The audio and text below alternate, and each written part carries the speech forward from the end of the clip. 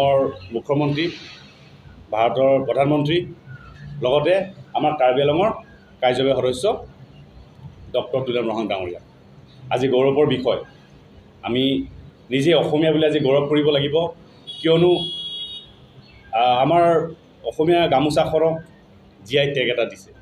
আৰু এখন খালী অসমীয়া গামোচা নহয়, অসমত বসবাস কৰা প্ৰতিটো জাতি জনগোষ্ঠীৰ গৌৰৱৰ বিষয়।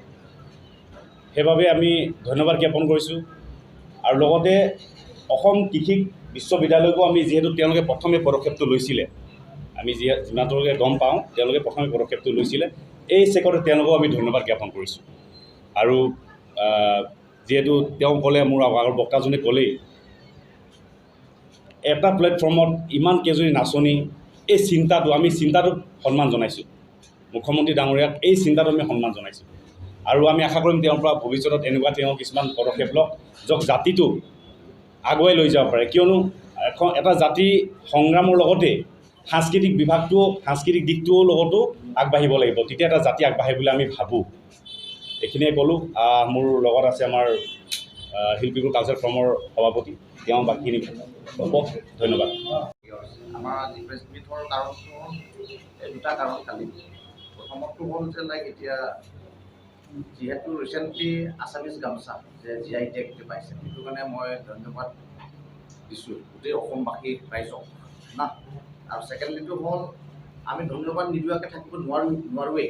এই যেনেকুৱা এইটো বুৰঞ্জী এটা কৰাই দিয়া যে এইটো আমাৰ হিষ্ট্ৰী হৈছে বুলি ক'ব লাগিব, যে প্ৰাইম মিনিষ্টাৰ, লোকপ্ৰিয় prime minister of India Narendra Modi আহি কিনি সৰু সুৰাই ষ্টেডিয়ামত যে আমাৰ আছামিজ বিহু একদম এটা মেগা এবাউট 11,000তকৈ ওপৰত 11,304 নাচনী আৰু লগতে ঢুলকি বজোৱা এইবোৰ বজাইছে, ধুনীয়াকৈ নৃত্য কৰিছে। আৰু অসমত আহি তেখেতৰ থকা অৱস্থাত এই GI টেগখন আছামিজ গামোচাৰ ওপৰত কিবা প্ৰদান কৰিছে।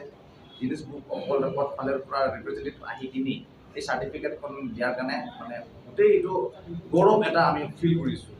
এইটো আমি অসম মুখ্যমন্ত্ৰী ডক্টৰ হিমন্ত বিশ্ব শৰ্মাক আমি ধন্যবাদ জ্ঞাপন কৰিব বিচাৰিছোঁ এই আজি এইটো সংবাদ মেল যোগেদি। আৰু লগত কাৰণনো কেলেনো বুলি ক'লেতো তেখেতৰ চিন্তাধাৰা মিলা প্ৰীতি, যে এইটো অকল অসমীয়াৰ বুলি নহয়, এইটো আমাৰ ভাৰতবৰ্ষৰ কাৰণে গৌৰৱ, তথা এইটো ইণ্টাৰনেশ্যনেল লেভেললৈকে লৈ যোৱাৰ কাৰণে, তথা এই কাৰ্যসূচী ষ্টাৰ্ট কৰাওঁতে আমাৰ কাৰ্বি আংলং ফালৰ পৰাও বহুতখিনি সহায় সহযোগিতা কৰিছে।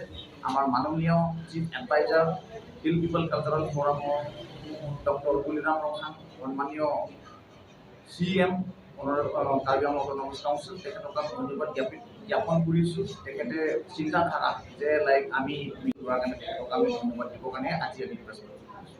Thank you. আমাৰ সন্মানীয় সাংবাদিক বন্ধুসকল, আজি অসমীয়া নতুন বছৰৰ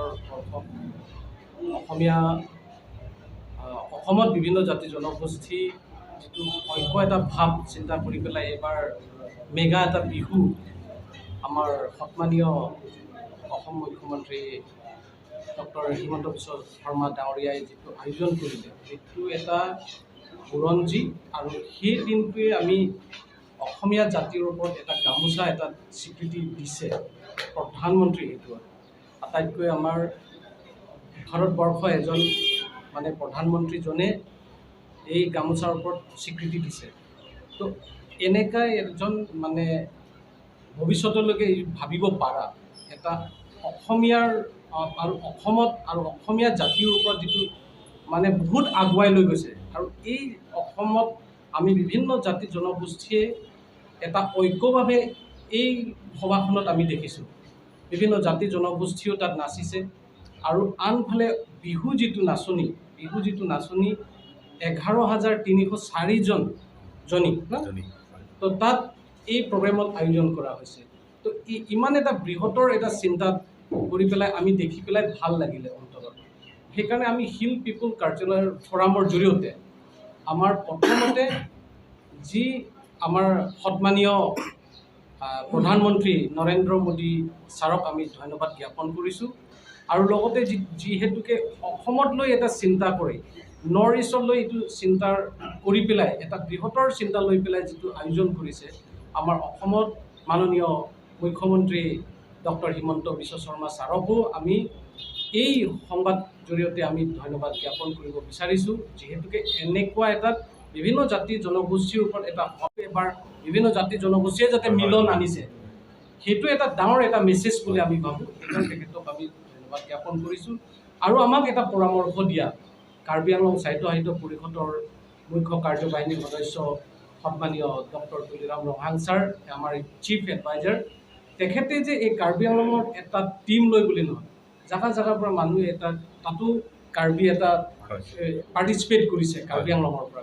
কাৰ্বি আংলঙৰ বিভিন্ন জাতি জনগোষ্ঠীৰ মানুহবিলাকে তাত পাৰ্টিচিপেট কৰিছে, এইটো আমাৰ কাৰণে গৌৰৱৰ বিষয়।